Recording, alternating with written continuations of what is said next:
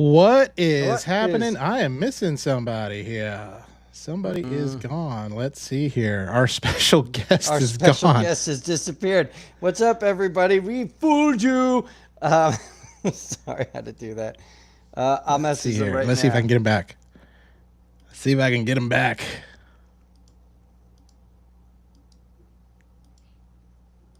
That's so strange. So anyway, hi everybody. We got a bunch of emails from you guys that I will be reading from, as well as there we go.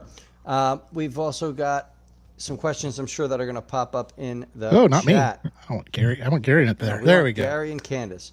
So, Gary, Jimmy, you want to start us off after that little run amok? Yeah. So what's up, everybody? Welcome to the Forge. We have a special. We did an epic kind of like music countdown because we have an epic guest here with us. Is Garry Chalk, and many of y'all know him from Beast Wars as the big ape himself, Optimus Primal. And so, but y'all may have seen him in some other roles too as well. But Gary and Candace, I would love for y'all to introduce yourselves and just kind of share a little bit.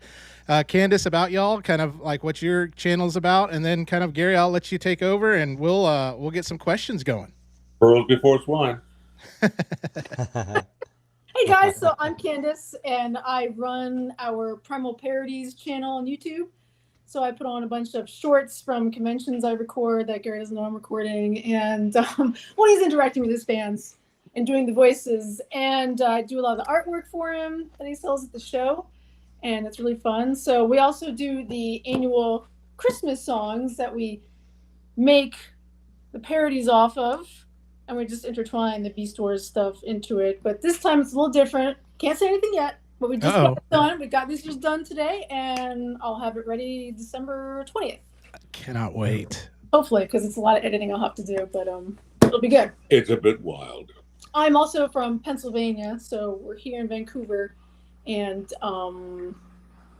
yeah. So I'm visiting. Oh, and this is the first time we're doing a podcast together in person. That is awesome. Yes, great. Absolutely. So excited. Very Yes, great. we're having fun. As I say, we just finished coaching a couple hours ago, or about half an hour ago, and we've had a fun weekend. We went to a vegetarian vegan restaurant last night for dinner, and oh wow. Delicious. It was very good, and today we went for dim sum. Nice. Which was most excellent. Oh, by the way, I'm Garry Chalk. I Optimus Primal and other cartoon characters, as well as numerous television shows and movies and stuff. So here I am, and today we're here sitting in my dining room, talking about, well, us. Yeah. Pretty much. And, as I say, we're happy to answer any questions that you may have. I'm just very, very happy to be here and most pleased because, well, it's been a heck of a year, I gotta say. And I'm just thankful to be here. We're thankful you're here too as well, man. It is. It's first of all, it's an honor. I remember I first met you at TFCon 2023 in Orlando. That was so fun, wasn't it? It was, and it's back in Orlando this year. So I don't know if you want some fun in the sun again. There we go. But yeah, I saw you. I was just a shy guy then. I just kind of came up to you and said, "Hey, I'm your biggest fan," and you were just the nicest. You were just so personable to every single person in that line, and it was just really, really great just to meet you and just see someone who's been a part of our childhood, and. I think a couple weeks ago I texted Billy because I was watching the new Overboard movie, the remake. Oh yeah. And I saw that you were in there, and I was like, "That's scary." I was like, "It's scary! I can't wait. We got him on there." So, so that's really, really great. I was the doctor. Yes, it was great. That was a funny movie too. It was pretty good.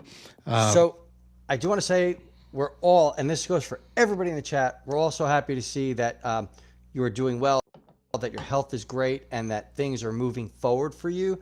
Because everybody, we have people that have been on this show for the last year that have just been wishing you the best from when the announcement was made to your whole journey. And we're just so happy that you're doing well. Well, thank you so very much. I have to say that now to start the show. I'm just happy to be here. I mean, I got to tell you, it's Yeah, as I said, it's been a year that wasn't. There was a lot of challenges and a lot of hard roads. But I got to say that with the support and best wishes of my fans and my friends and family, it really helped. And for all of you people who are watching this, for all of the fans who sent in messages and supported and supportive of me, and then you have no idea of what an effect that has on a person to feel all that positive energy coming my way. And I'm quite positive that it's that positive energy that helped me get through it. Not to say I didn't have my dark moments. I had my dark times where I thought, oh, what the hell, just I give up. This is hard. Yeah. But I didn't, and thankful to all the people again who came forward and said, nope, there are too many people that wish you well, and my family relies on me, and I don't know what would happen if something were to happen to me. So I'm just overwhelmed with gratitude. Thank you. We are Yep. so happy. Absolutely. We got a lot of people right now wishing you all the best in the chat. So great. They're saying all sorts of stuff. So I'm going to start pulling things up in a bit because there's a lot going on here. And I do want to somebody came on here 20 minutes ago, right? They came in before the show even went live just to state they're here for Marsala and Optimus Primal. And that was just the first comment that came in. I wanted to bring that up. Texetta, thank you for sitting and waiting as long as you did. I do have a question before all this starts, and I don't know if everybody noticed this, but you're the only one that's played Optimus Primal and Optimus Prime. And how does that feel? Because that to me is just the coolest thing ever. You are both Prime and Primal. Well, I'll tell you, when I played Primal, basically I was playing my own self because Primal was a warm-blooded mammal. And was and had human emotions and feelings and whatnot, and I wanted to play him as a compassionate, strong leader for my crew, and also to be fair and judicial to my bad guys. I mean, they're bad guys, but we didn't want to destroy them completely. We always thought these poor, pathetic souls have been misguided, especially that poor Black Arachnia. I mean, I don't know. And Waspinator, it was just that poor bugger. It was pathetic. Can you imagine being stuck with that voice? I mean, oh my goodness. Yes, I'm married to him. Are you? But no, and with the other Optimus, the truck not monkey, or monkey not truck. Okay. Yep, he was more of a mechanical and more machine than human. But I tried to imbue him with a bit of humanity, but basically he was more military. Yeah. Than Primal. And I enjoyed that as well. I remember thinking, am I going to channel Peter? I could do that. I could channel Peter, but I'm not going to. I'm just going to be my own voice. And that's what I did. But it's just it's not so much the voice, it's the attitude of the characters were different. They're still great leaders, but different time. Absolutely. So I'm going to ask one Beast Wars question. My 7-year-old son and I were watching Series 2 finale and Series 3, Season 3 intro.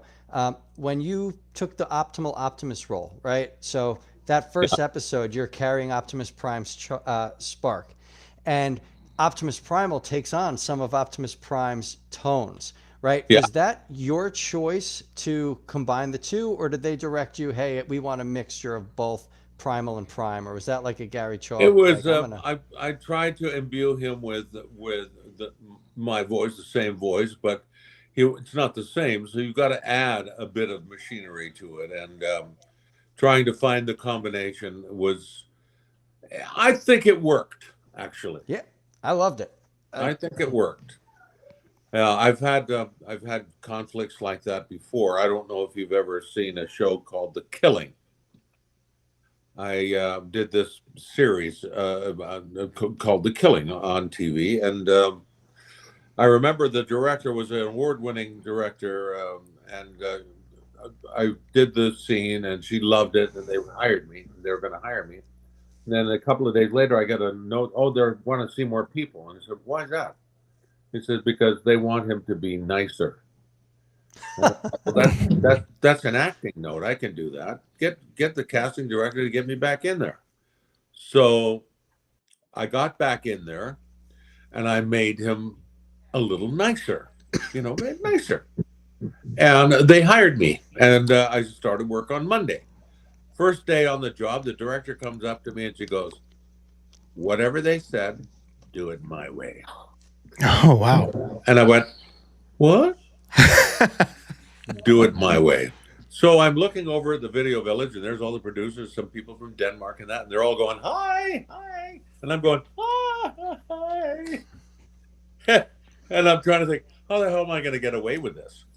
So I did a combination of what she wanted and a combination of what they wanted, and came out with this guy who was stern and not really mean, but sternly fair with some humor. And they liked it, and she liked it, so everybody was happy, and I continued on with the series, which was a lot of fun. But it's hard to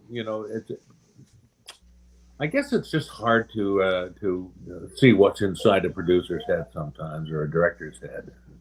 You try and make the best of it as you can.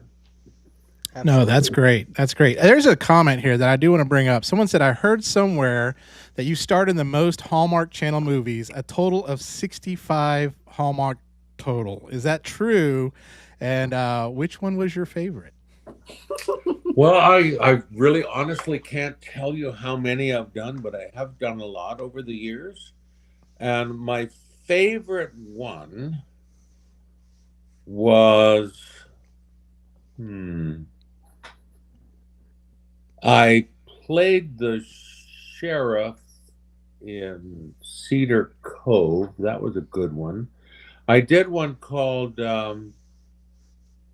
Christmas Town, which we shot basically in 7 days. It was Wow. Oh my it was God. a very rushed thing, and I had just recovered from an accident with my leg, and I had to dance.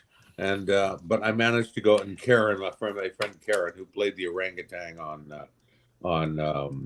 the Apes, Planet of the Apes, she was my dance partner. Nice. and I'm going, just give me a couple of painkillers, I'll be fine. And so we did this dance scene, but we went through that movie, and it was such a fun movie to work on. It was one of my favorite Hallmarks, and we shot it in like 7 days, and it's aired for years and years, and I quite liked it. That was my fave. And also, it's such a lame, or not a lame, I would say, not a lame title, but such a sweet title called Fishing for Love. Oh. And that was another one. My friend David was directing it, and he was such a great fellow to work with, and the cast of the show were wonderful. So that was one of my favorites of all. I don't really know how many I've done. If I was to go through IMDb, I'm sure I'd see lots of them, but there were also W Network and Harold Horowitz and Lifetime, and as well as Hallmark. So There was one you did, Gary, with that. You played your own song in it. oh yeah, I did called a Hallmark called Love Under the Rainbow, and So cool. I wrote a song. Oh, nice. They asked me if I could play this a selection of tunes that they wanted me to play. And I said, well, yeah, sure, I can. But, I wrote a song that would be perfect for this. And they went, what? Oh, yeah, come and have a look. So I played them the song. I recorded the song and played it for them. And they took it to Network. And Network said, we're going to use that song. We love that song. Oh, that's So great. I ended up performing it in the movie. It's called Love Under the Rainbow. You'll see it. It's Oh, pretty I love that. that's great. I mean, Hallmark, they're guilty pleasure movies, man. Especially right after Halloween, it's just kind of like, all right, let's put on the next one. But I know we've got That's a we. lot of questions, Billy, Yeah, and I know I'll let I've you got a start. lot. And Okay, I'm good. I'm Well, going to I'm moderate the trying to chat. make them as informative as I can and as fast as I can. Because I know you got Yep. lost. So there's a So, lot. I'm going to go first through the emails. Then I'm going to tackle okay. the chat because the emails don't have as many as the chat. We have from TFW 2005, their user John Doe 4880 wants to know, do you collect any of the figures of the Transformers you've portrayed? And if so, what's your favorite Optimus Primal toy? My favorite Primal toy was the very first one I got, which was the Gorilla. And I had never had a toy before. And I looked at it and went, I have a toy. This is amazing.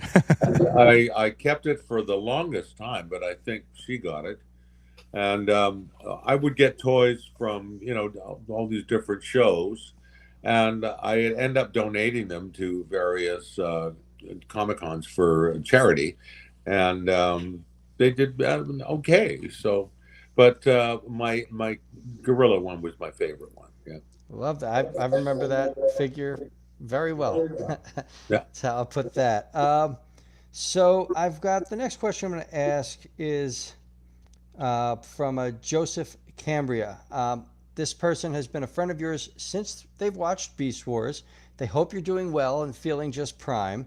Yep. They just want to know if you had gotten the role, and this stinks, but we all feel you should have gotten it, of Optimus Primal and Rise of the Beasts, how different of a take would you have taken it? I know, I bang my head on it too. It kills me.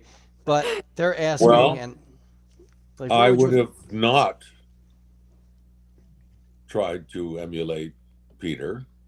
Yep. I would have used my own voice and my own character, and I would have done it exactly like Optimus Primal. That's what I would have done. Love And that. I'm not going to take anything away from him. I thought he did a pretty good job, and he's a great guy.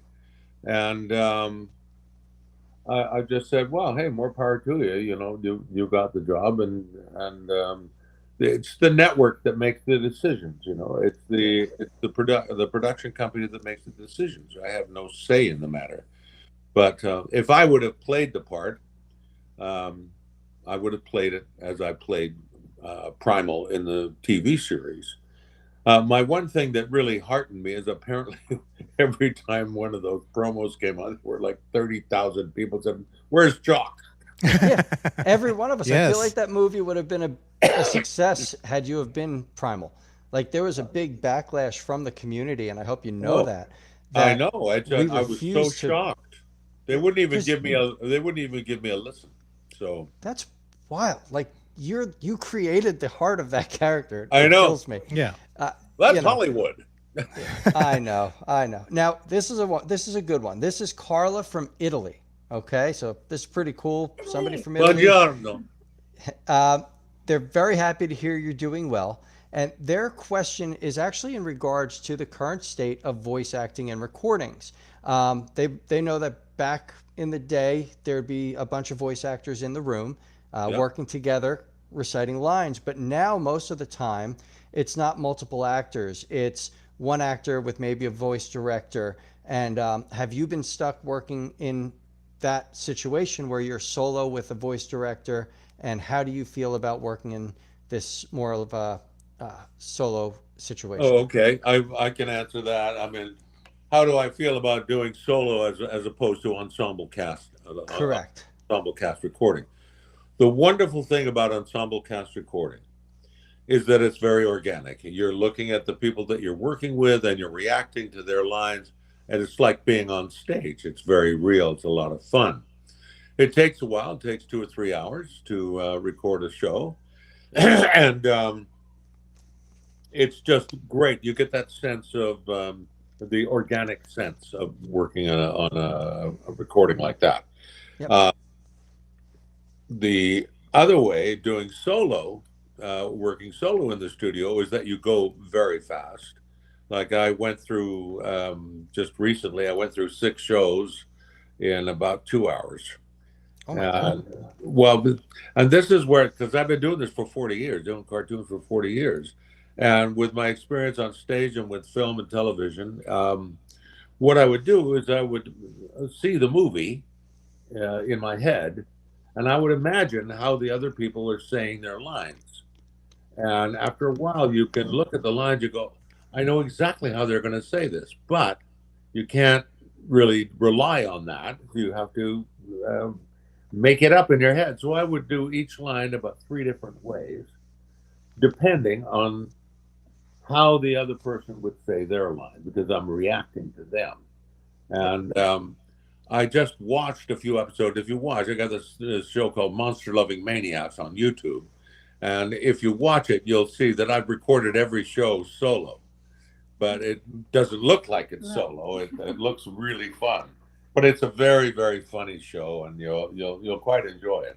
So both of them have their advantages. One is I can do all my shows really quickly in one day, but you're by yourself. And the other one is I'm having a pile of fun in the studio with all my voice actor buddies. Yeah, I could only imagine the energy in a room with like 6 other people as you're all in character, especially working with like Scott McNeil, who's voicing fantastic. multiple people. Like it must be madness. Like just It's fantastic. Yeah, exactly. I love that. This one I think is more of a inside question. I don't know. This one I don't know where it came from and how it's coming, but this is Dominic. And they just want to know, do you still have the crucified Beast Machines Optimus Primal figure? I don't know what that is about. Was that from the BotCon that was so many years ago, and they had Optimus Primal, the Beast Machines version, on a cross? It's like I'm not sure. There's a picture of Gary holding it. Is that? I don't have that toy. I don't remember. Was I holding it? It was somebody's toy. I don't think it was. Yeah, it was somebody else. It wasn't mine. It was on a cross. That's interesting. The power of Primal compels you. I don't know. Like to me, I don't know what it is. Like, okay, maybe he knows Gary through previous conventions or something, and I will ask out of that respect. But that one kind of, I didn't know. I'm assuming that's what it means. That was my last from the emails. There's a slew of questions in the chat, but I have since been removed from the chat. That's all right. I've got him up here, Billy. So. What? Okay, I was going to say. Billy's been kicked. I kicked him out because he started saying weird stuff. So. What? No! We love weird stuff. That's it. This one's from @GiovannaUnicorn5330. He says, "Hi, Candace and Gary. My question is, what's it like doing all the Transformers art? And Gary, do you have a favorite Armada episode?" Oh boy. No, I don't really have a favorite one because they kind of all blended. Because I did a whole slew of them all at once. I seem to think there was one where I was combining. Is that the one? Combining with others like Autobots, combine, blah, blah, blah, airport, combine, Jetfire, combine, all those. Yep.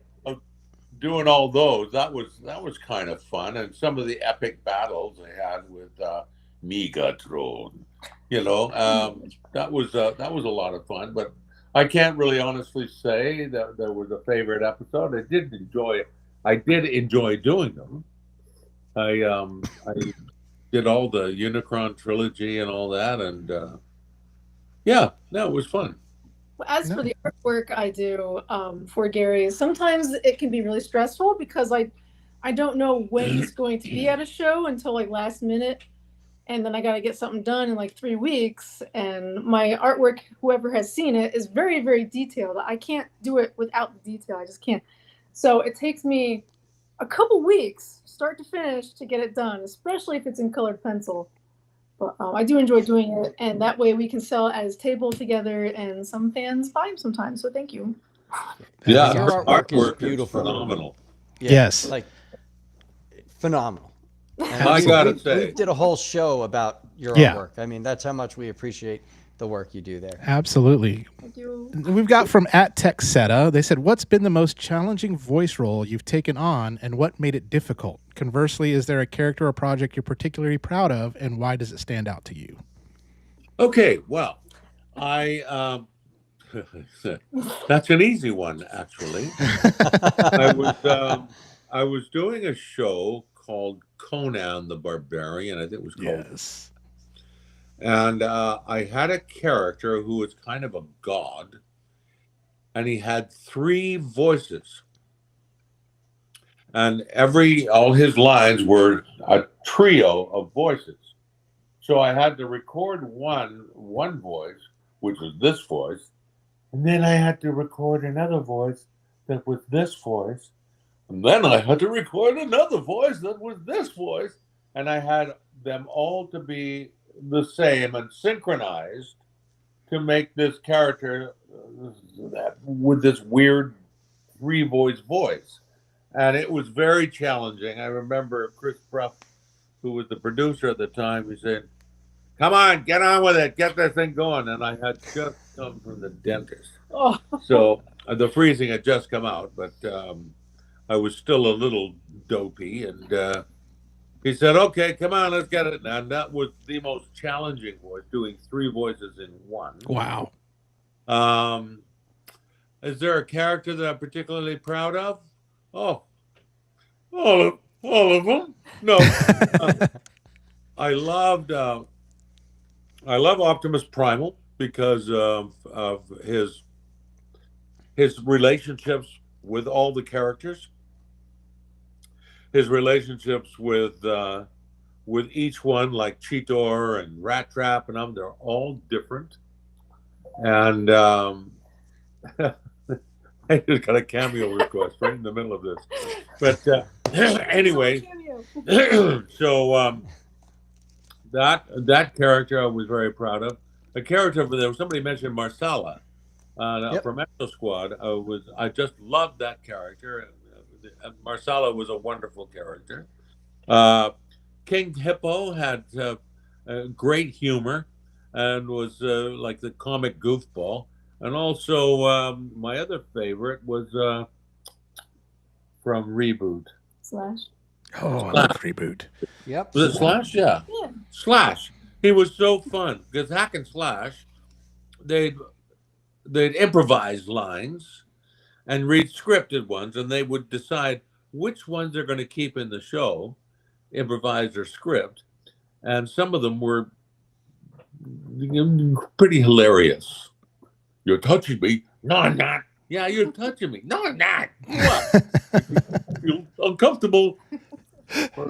I had this one line, a little line. "Oh, little one, flee, be free, be free." So what are you doing? "I don't want him to get caught by my what's his face? Megabyte." We'd make up this stuff, and they would love it. They would stick it in the script. So they were adorable characters, lovable droves. Excellent. So I'm going to bring up one, Jimmy. I got myself back in. And this is actually like on a personal level. This person states, this past summer, my class was watching Freddy versus Jason. And while everyone was watching the movie, I was the one who recognized Garry and said that I had met him. It's not really a question. It's just, I was in the theaters for Freddy versus Jason. And I'm like, that guy looks so familiar. It took me quite a bit. And I was like, holy crap, that's Garry Chalk, that's Optimus Primal. And I freaked out in the theater. And it was just one of those things where it's just, when I saw somebody bring up Freddy versus Jason, it brought me back to a really good memory. Gotta keep this thing contained. Gotta keep it contained once and for all. I had so much fun on that. I got to kill Freddy. Yeah. Nice. Oh, yeah. I could imagine not many people could say a that. Blast. No, I mean, how many people get to say they're in a movie with both Jason Voorhees and Freddy Krueger? Yeah, like that's wild. Oh yeah, and I'm Optimus Primal, and I'm Optimus Prime, and it's so cool. Just so crazy. I can tell you a very quick funny story. My friend's daughter, 13 years old. It's her birthday. She's a huge fan of Destiny's Child. Okay. And the girl that was in Freddy versus Jason was one of Destiny's Child. What's her name? I can't remember. Oh God, Leslie, Ashley. I can't remember. Anyway, my friend said, "Could you do me a favor? Could you bring her to set? She's a huge fan." And I said, "I'll check with the studio." So they checked with the studio, And they said, sure, bring her along as long as it's okay. And so I don't know if you remember in Freddie and Jason versus Jason, there's a scene where she's running out of the burning, or she comes out of the burning house and is all covered in blood, the burning cabin. Yep. And first off, she meets Freddie, or she meets Jason, who is my friend Ken Kersinger, and she goes, oh, oh, oh, and then she says, can I break this glass over your head? He got that fake glass. Bang. So that was great. And then she bashed me over that. Thought it was hilarious. And then we were sitting there, and she was getting very excited about, she had no idea she's going to be meeting her. And her mother had already given me all her posters and stuff to sign. And I said, Kelly, look at, this is my friend's 13th birthday. I was wondering if you could come and say hello. And Kelly looks at the little girl and she goes, oh, sure, come on. And my friend's little girls are going like that. Couldn't say a word. She said, come on. So they went. She dragged her into the trailer, and they sat in the makeup trailer for an hour. Just chatting about Destiny's Child and everything else. And she signed all her stuff. And I'll tell you, when she got home, she was on cloud nine. She couldn't stop talking about that for a year. That's awesome. That was really fun. Anyway, I had a great time doing that movie. It was a lot of fun. That's awesome. Fantastic. I think we're both pulling up there. Yeah, there we go. Is it the same one that we're both No, pulling mine's up? a different one, but that will go along with the other one. But yeah. Okay. So Squidimus Prime Official 99 wants to know, what's it like working with David K? Oh my you guys God. have that back and forth holiday thing going on too, which Dave who? Oh, David K. David, I know David. He's that one guy. He's that guy. The guy who plays that one person. Megatron. That plays with a rubber duck. Rubber ducky, you're the one. No, David is great fun to work with. Actually, David is great fun to hang with. He's just a great guy. I've had many fun times with him. And hey, speaking of Primal Pop, that thing's beautiful.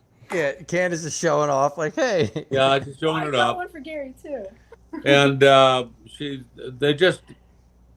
he's a pro. I mean, he's just so good. I have good laughs with him.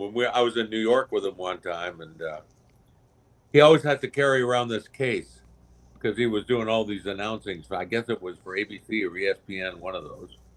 And they have to call him on a moment's notice. And he goes, and he gets a phone call. And he goes, oh, I got to go. And I said, what? Said, I got to go and do this recording. So we have to find a quiet room to record these promos for the TV, which I thought was great. And then we went to some theater and did some art gallery stuff. And yeah, I first met, just an aside here, I first met David K. in 1984. And I was, I was doing film stuff in theater. And he was my next door neighbor on this apartment complex in Granville Island, or by Granville Island. And we got to talking about different things. And he says, hey, I've got this demo that I want to put out there and tell me what you think about it. And I said, okay. So, because he was a radio DJ. And so I'm listening to all these, his, what they call branding spots. Hi, KSA in San Francisco. Those kind of things. And I said, they're great. Do you have animation too? And he goes, oh, yeah, I got some animation too. And so we did that. And I said, no, that's a great tape. You should send it around. Well, sure as hell, he sends it around, and we start working together on Beast Wars, which I thought was quite wonderful. And then after that, he'd been working on quite a few shows. Yeah. And I just remember when he first said, so what do you think of my tape? Is it okay? Is it okay? And I said, it's fine. It's great. And his career launched Well, I'm still sitting here in Vancouver. No, no, that was my choice. I love my Vancouver. Yeah. So this kind of goes along with it. Did you ever want to switch sides and play Megatron like David Kaye played Optimus? And I would wonder what your Megatron would be like, because I know you did a humanized version of Optimus Primal. What would your Megatron be? Yes. So, Optimus Primal, you think you can take me? I don't think you can destroy me at all. But here's a little trivia for you. I was originally cast as Megatron. Oh wow! Wow! And David was cast as Optimus. Well, those were the two first choices, and we were going through it, and they said. And we went in for a final audition, and the director said, "Can you do this? Can you do that? And make him warm, and make him this, make him that." And I said, "Yeah, sure, okay." And they said, "Nope, you're Primal, Dave's Megatron," and that's how it worked. That's the best call they could have made, because I can't hear it any other way. Like, you know, and as iconic as like Cullen and Welker are for their roles as Prime and Megatron, like, to me, you guys are the voices. Like, I grew up on it, but like Beast Wars sucked me back into Transformers. Beast Wars is why I do what I do with collecting. So you guys are it, and I just couldn't be happier that that call was made. Like, because you, the character, the warmth, what you put into Primal, there's nobody that's done it like better. Like, period. Nope. So well, because they don't. I've got a feeling, and I could be wrong, but I got a feeling that because it's a cartoon and because it's a machine or something, that it has to be cartoony and machiney, and it doesn't really have to be. It's the humanity of any character is what resonates. That's why I don't know if you ever watch Ice Age. Yeah, of course. Yes. Ice Age. 3 kids. The little sloth by John Leguizamo. Yep. I watched that show. That's my favorite character. Yeah. Sully, of course. John Leguizamo. He's not Sully. Sid, Huh? Sid the Sloth. Sid, it's Sid. That's Sid it. the Sloth. Yeah. The sloth, yeah. Sid with the list. Yeah. And he has that lift. Hey, can you just give me a chance? Can I just go to sleep right here? But I thought that was the most adorable character. Yes. And Yeah. the thing I loved about that character was it was so warm. It was so human, Yes. And I think that character resonated with a lot of people. Absolutely. And of course, what's his face? Who played the mammoth? Ray Romano. Ray Romano. Yep. Yeah, Ray Romano. Again, another everyman character. And what made it so great is because he played the humanity of the character. Yes. That put upon every man, oh my God, why does it always happen to me? Kind of character. And I thought it resonates. And that's what happens is you find characters that people care about, whether you love them or hate them. If you hate them, that's even better because you're really doing your job. That they hate you enough to care about you, or they care about you enough to hate you. Yeah. I think you're giving out some free lessons Yeah. right now too, Gary, because, people that may be interested in voice acting or getting into that, you're teaching them, hey, the humanity aspect is something that often gets overlooked, and you might want to dwell on that. I do have another question from Chivo. They want to know, who was your favorite person to work with during the Beast Wars era? That's a tough one. Oh, that's so difficult. Yeah. Venus. I've met a few, and they're quite remarkable. Venus. Did I say Venus? Was I speaking out loud? I thought I said Venus. I'm not sure I said Venus, but I think Venus. No, yeah, it was Venus. No, I loved working with all of them. I loved Venus because Venus, and I've known her since she was a teenager, basically. And Scotty was a riot. Yep. Ian, I love to have fun with. What's his face? Richard Newman, who played Rana. He was so great. He's so grounded. He's a great. All of them. Doug, Doug Parker was another good one. Alec Willows and I go back so many years, and he was always an irascible character who I loved and adored, and I've been friends with him for decades, and he was quite wonderful to work with. They were all of them. Pauline Newston, bless her soul, she's gone now. She played what's her name? The Hawk. Air Razor. Air Razor, that's right, Air Razor, and she was wonderful. She was a high school teacher, and she was so keen and happy when she was doing the cartoons, and she was always looking for. Well, I hope I'm doing this right. I said, yes, you are. You're fabulous, and she was, and so they were all wonderful. And Sue Blue and Michael, they were all. Well, they were just terrific people and wonderful people to hang out with. And I'm so happy I spent a large portion of my career with those people. So it's so funny that you said that Air Razor's voice actor was a high school teacher, because I was going to bring up that Air Razor's voice, you could hear a sense of wisdom. You could hear the nurturing in her voice. Every word she spoke, there was something about her that you felt like you could go to her if you needed to. And by you saying that she's a high school teacher, like, it resonates so much stronger now. That's just, thank you. That's so cool to hear. Like, that's wild. Absolutely. Fun facts from Garry Chalk. I do have this question. This is from a fan. It says, Gary, do you have a favorite fan story, con story, or a moment when the Transformers community surprised you? When I met him. Oh, sorry. Yeah, there was. I was gonna say, right? That's what you're. I'm just kidding. Well, there was one thing that really stuck with me, and I got a message from a fan in England, and said that he would love it because his one of his friends, his son, was dying in the hospital. And he said he would love it if he could talk to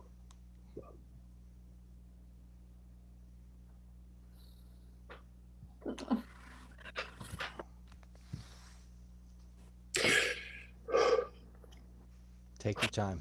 Yeah. No, he said he would love it if he could talk to Optimus. So I talked to him for about, I don't know, half an hour or so on the phone, and he had the big blue truck outside the hospital.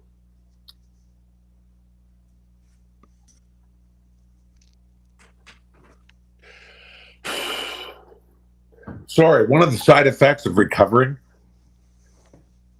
is I get emotional easily. That was truly wonderful, that experience. Sad, but uplifting. Anyway, that was that. But I never realized how much it meant to the family and to him until it made front page news in the newspaper in the town. So I thought that was quite something. Other ones, on the funny side, I remember there was a couple of them. I was in Chicago, and this guy was sitting there with his friend at the bar. I went up, and the guy goes, "Hey, Mr. Chalk." And I said, "Hi, how you doing?" He goes, "Look at all these losers." And I said, "Well, you're here." And he goes, "Yeah, I'm different." And I said, "Really?" And he goes, "Yeah, I had sex with a woman last night." And I went, "Really?" And he goes, "Yeah, a real one." And I went, "Well, that's terrific. Well done. Thank you. Off you go. I'll see ya." I thought, oh my God, that was pretty hilarious. And then I had another one at the same convention who had a long black leather coat, and he had samurai swords under his coat. And he said, Mr. Joe. I said, yes, I have been assigned to be your personal bodyguard, and I will be with you every step of the way for your entire visit here in Chicago. And I said, well, I don't really need a bodyguard today. And he goes, no, it's essential. And he wasn't appointed. He just appointed himself. I love that. And I said, I don't need a bodyguard. I can take care of myself. But yeah, those were a poignant one and a funny one. Well, that was a beautiful story that you had just told, the first, and the sex with a woman thing is going to stay with me for the rest of my life.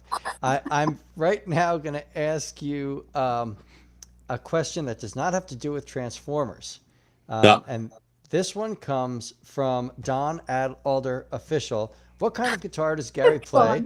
How does he play it versus regular guitar players? I thought that was pretty cool. Good question, Don. Thank you. Yay, Don. I guess this is a friend of yours? Don is one of the greatest fingerstyle guitar players in the world. Yep, I thought I recognized that name. Brilliant. If you watch him on YouTube, he's amazing. Anyway, I play, several guitars. I play a Martin D28, an older one, which I love, and I play a Suzuki S3, which is no longer produced, but I've had it for over 50 years, and I play it all the time.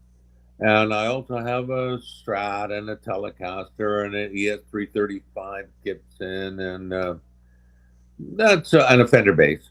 And the way I play guitar is, when I was younger, I never heard of a left-handed guitar, and I'm left-handed. Yes. So I thought you just take a right-handed guitar and play it left-handed. So I got some books with the chords in it, and I said, I can play that. I can play this. And I taught myself how to play guitar upside down. So I taught myself how to play on a right-handed guitar, where all the strings, the bass strings are down at the bottom and the high strings are up top. And I thought this was perfectly reasonable, low notes, high notes, low strings, high strings. So I played like that for years. Then I found out that we had left-handed guitars, and I tried to play one, and I couldn't. My brain and my muscles have already been trained to play the guitar upside down. Now I play it upside down all the time, and apparently I play it pretty well because I can outplay a lot of guitar players out there, but not too many. But I can still hold my own. I hold Eric Gales. I don't know if you've know Eric Gales. Well, Eric Gales, who plays the guitar like me, upside down and backwards, is one of the foremost session musicians in the United States. And if you ever look him up on YouTube, he's an amazing guitar player who I idolize. I idolize this Don Alder character too. He just came back from Germany from a tour. He was touring around Germany and playing his guitar as a solo act. And I ran into him this morning, actually, and we had coffee. I love that. So I got a question, another non-Transformers question. And this is from Darth Burke 001. As a longtime Exo Squad fan, I know that a third season was planned but canceled. Would you love to come back and continue with a new series? I thought that was pretty cool. There was something about Exo Squad that I really loved, because not only did I get to play this spiritual character, but I also got to play the villain. Yeah. And I thought the storylines of that show were wonderful. They could have been, a televised drama. It was so good, and the characters were very good. And I don't know why the season was canceled. I think maybe the storylines were maybe a bit, who knows, complex or adult, or don't know. But it didn't look like it was a cartoon that was focused towards children. It was more of an adult show. But I would love to have that come back, because that was I thought, if they would have had the better animation on it, it would have been, if they'd had the animation they have today, it would be an absolute killer movie or killer show. Absolutely. I grew up on that. I loved that show. My brother and I watched it all the time. So Wow. that's good stuff. Now I'm going to jump in just to just a comment, just a hello, and this is from a friend of mine. Him and his wife are both cancer survivors, and they Yep. just want to say thank you to Gary. You're the reason she's a Transformers fan. His wife Nikki's a sweetheart, and she loves Beast Wars. And I just had to give them the hellos because they are both survivors, and I just want to put that in there. Well, my hat's off to you, because for all you cancer survivors out there, it's something that for someone who has never had cancer, you can never really explain it or describe it. It's your entire body on a cellular level is off, and I have never felt that kind of. I guess what would you say? It's like weariness or fogginess. I just felt like more like a zombie than anything else. And mind you, that's the chemotherapy that killed me, and it's knocked me on my ass all the time. But yeah, it's my hat's off to any survivor out there, and for those who support the survivors. It's quite the journey, and it changes you. It just changes you. I've discovered that after I've finished all my therapy, that I still have another year to go before I can be back to normal. Like my feet are still frozen and things like that, and there are all these weird side effects, like getting hiccups when you drink a glass of water. You get the hiccups, and you go, "What the hell's that? I never had the hiccups." But apparently it's a side effect, and the emotional feelings. It's not so bad now, but I'll tell you what. Back 6 months ago, I tried to play my guitar. I couldn't get through the first verse. I just couldn't do it. And then when you're playing Johnny Be Good, it's not good to break up in the middle of Johnny Be Good. It's just not good. But Absolutely. but you get very emotional. And I asked my doctor about it. I thought, what the hell is this? And he goes, no, perfectly normal. Your body, your brain, your whole psyche has a lot to process, and it's not a fun journey. Understood. So hats off to you, survivors, and thank you. Moon Phoenix Prime 8760 wants to know, did you like the comic I sent you guys? And I hope it cheered you up, Gary. So I'd imagine someone sent you up a comic. I don't know what it is, but I felt like they should get a little... Which comic was that? Which comic was that, Moon Phoenix Prime? And we'll bring you back up. Oh, I have it. I have it. I still have it. No, I have the He-Man comic. Someone sent me a He-Man comic. I don't think I ever received a Optimus Prime comic book. Uh-oh. Well, I may have. I know, but I know I don't. It would be here, because I hang on to everything. I love that. That's wonderful. I've got old people. If you look at my fridge, I've got artwork from fans hanging on the fridge. I got it hanging on the wall upstairs. I got my toys and stuff in here. I gave away almost all my toys, but I have some keepsakes that I keep just because I like them. So I remember all of them, and I don't remember a Transformers comic. I'm sorry to say. That's all right. You remember? So, a few people asked, are you going to be going to any conventions soon? Are you going to be hitting the convention circuit, or are you going to wait for that year of healing to...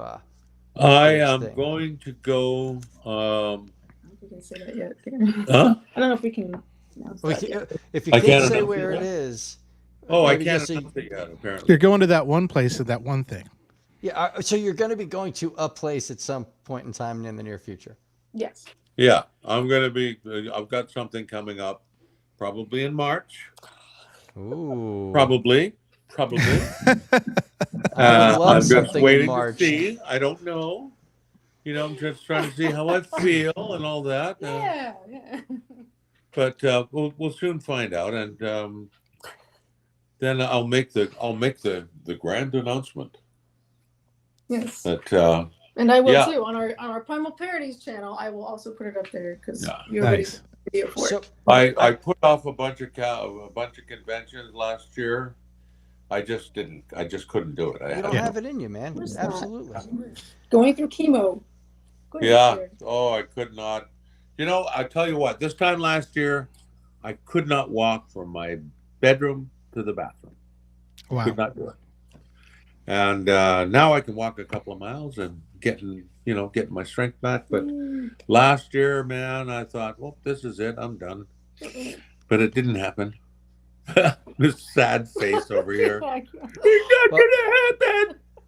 And So- it didn't, like I said. And it didn't. Now, there's not much time left, but I wanted to ask a question, and this is actually for both of you. Candace, like, you're like our bridge to Garry, to like the whole world. Like, everybody knows that Candace is the contact, right? Not the contact, but like Primal Parodies, your artwork. Yeah. How did that all like happen? Like, I think it's just the coolest thing that there's a fan that kind of like has made this connection with a legend, and you're kind of help carrying Garry going and getting like, like you're just making him like always relevant in all these Facebook groups. It's, oh, here's the thing with Garry. Here's, like, where did this come from? How did this happen? And what can we expect from you guys? Oh gosh, how did this happen? Way back when, 2001, North Carolina is when I first met him at BotCon, and there.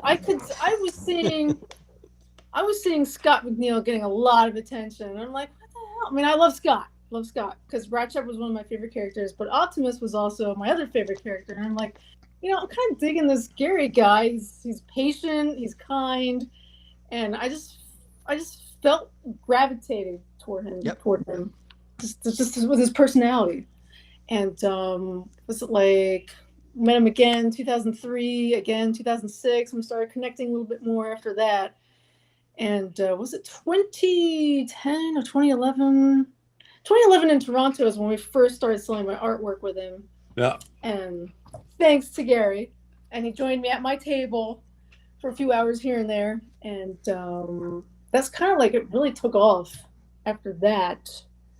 And we just got closer and closer. He's like a dad. Yeah, I was going to say. Not to everybody, basically. And then we started making these crazy parodies. Yeah, which we love. Like, those are things we look forward to. Because David K was doing them. Because David K was doing it. And I said, dude, David can't get away with this. You sing and play music. Why don't we get in on this too? And then we'll have both the leaders from this amazing show doing their own carols every year. I love my favorite one with "You're a mean one, Megatron. You really are." I love that. And I tried to spare him the time it takes to rewrite the lyrics. I said, I'll do the lyrics and you just sing the song and add whatever you want to with and it. Then I did Jujitsu's edits. Yes. So for the lines that didn't scan. Well, I'm not perfect, but that's It what doesn't you're here matter. for. You're the She did a professional. fabulous job, and I just, hogged the glory. I love that. No, we had a lot of fun making those and putting them together, and then I remember Richard Newman, who played Ronox. Yep. We came there one day and we did The Night Before Christmas, all through the ship. It was quite fun. We had such a great time, and I just got. Well, this is tradition. Now we got to come up with something all this time. So we'll see. I usually take a few months to pick a song, go through the lyrics. Can we do this? Can we do that? Try to pick a song that is that we can easily change to. we can easily change, but also, what's the word that they're open to the public? You don't have to worry about the legalities of it. I forget what that's called. So something like that. But yeah, so it's a lot of fun. And the one we did today, I think you guys are going to love it. I think you're going to love it. It was really hard for Garry to do, but he did it because he's a total professional. Totally. And it was, I couldn't stop laughing the whole time. I hope you guys enjoy We can't it. wait to hear it. It's beyond what we've done before. I just saw someone posted a question. I'm a beginning voice actor. What do I do to improve my skills and make things better? And what exercise do I use? I says, well, I'll tell you, this is just a pure thing. Is just a read, read like your life depends on it. Keep reading and understand what you're reading and get it off the page. Read it out loud. That's another one. Learn how to sing.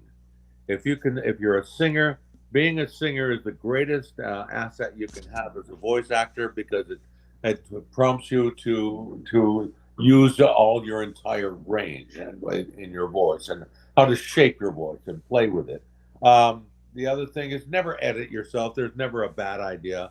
There's only ideas that don't work, but they're never bad because they work in another situation. So you save all your voices, and treat your voice like a treasured instrument, because that's what it is. It's like a saxophone. You know, when you first blow into a saxophone, it sounds like you're stepping on a cat, but when you practice more and more, you can make it do all kinds of different things. Make it cry, laugh, roar, be sexy, be this. And that all comes with practice. And it's just learning how to use your voice as an instrument, not just making funny voices. Because I've had a lot of people come and say, I can play Donald Duck, I can play Mickey Mouse. I said, yeah, but can you do it with Shakespeare and make it believable? And that's the important thing, is to understand that acting makes up 70% of the skill. The other 30% is vocal quality and virtuosity, not virtuosity. Well, that's one, but the variability of your voices, how you can make all your different voices. And I've always said that, you know, it starts. I got this from Sue Blue. You take a voice, you use your same voice, top of your head, it sounds like this, and you put it through your eyes, into your nose, to the front of your mouth, the middle of your mouth, the back of your throat, and then down into your chest. You don't change your tone at all. You just change the placement, and remember where those placements arrive.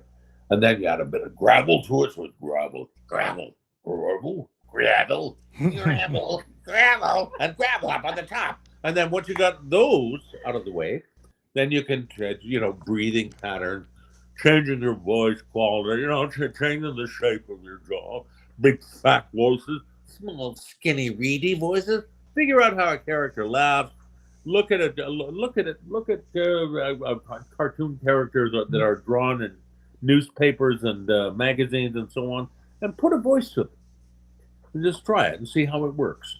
Because I noticed that when people are doing like Transformers, trying to do the cast fan casting, they always try and do a voice like that. Well, that's okay, but it doesn't work all the time. Sometimes your own voice is the most important thing you can use. And that's that on that note. And that's kind of a thumbnail, but that's as best I can do. That's awesome. That's beautiful. That's wonderful. Really great. Now, I'm going to agree with Collecticons with the 100% on the singing. I have been a touring musician for 20 some odd years. A touring singer. I can't play anything, but Collecticon is a wonderful songwriter as well. And a lot of the times we'll send each other stuff back and forth, and the voice acting, we do the same thing. And the singing, I agree, Gary, 100% is something that if you can sing, you can do this. That's right. 7X says you look amazing, by the way, which is always something people want to hear. I know I like to hear somebody say that. So that's just the way absolutely. It is. And I know we're about out of time, and I'm sorry if we didn't get to everybody's question in the chat or in the email. I know there was a whole lot, and we could be here for hours on this too. We could be here all night long. But Gary, what's on the horizon for you? That'll be the last question of the night. Well, I'm working on a film, actually my first movie in over a year. Nice. So Hallmark. Hallmark, yes. My wife and I watch it. We're Hallmark nuts. It's called Tease Pots. It's about pottery. I'm taking pottery lessons to learn how to make pottery because it takes place in a potter studio, and it's kind of fun. I've also got a bunch of episodes, probably about 50 episodes of a new show called Monster Loving Maniacs. Oh, wow. I'm recording a new season right now. The older season from a year before last is airing on YouTube, and you can see that, and it's pretty amazing, pretty fun. I think you'll really enjoy it. It doesn't air in Canada and the United States for some unknown reason, but it's in 21 different languages, and people seem to like it. And my questions aren't going to be seen. Dang it! What's your question? Quick, type it up real quick, and I'll give it to you. Ready? Quick question, Anonymous. Let's go. 3, 2, 1. Send it. Send it. There's always a delay. I know, right? They're like, Dang it. what's your favorite food? No. What's your favorite food? My Chinese food. Yes. I 100%. love That's Chinese always food, the right answer. but it's got to be good Chinese food. We have the best Chinese food in the world in Vancouver. I'll tell you what. I could imagine. Yeah, Knoxville, it's Tennessee. It suffers a little. I'm in You know New how you Jersey, can- and it's either a hit or miss. You know how you can tell a crappy or a good Chinese restaurant? How? Crappy decor. Crap. Yes. If the decor is really plain and not very, it's very drab, Yes. the food is good because they spent all the money on the chef. 100% agree. Oh yeah. Oh, it's fantastic. All right, All my Anonymous. hole in the wall. Anonymous Chinese said, "Give me a second." But they're getting you guys are getting slammed. We got best wishes to Gary and Candace. I hope you have a wonderful holiday season from Darth Burke. Thank you And so much. that is the truth. Here we go. Anonymous, you get your question. I remember Yes. Gary saying something about how not to lose your voice. Can he talk about that again? Yes. Here's the way. Don't lose your voice. Don't use a voice that strains your voice. Yes. For example, don't go outside of it. Don't make it too high. Or don't make it too low and gravelly like an orc or something off of what's a War Planets or something like that. Don't do that, because if you push your voice too hard, you'll get nodes. Nodes suck. That's horrible. So you always try and find a voice that's within your range, that you can play with, that you can safely do, because you're not just doing the voice once. You might do that voice in a show 100 times. Yep. And that can do it. What was that show called? I did that video game.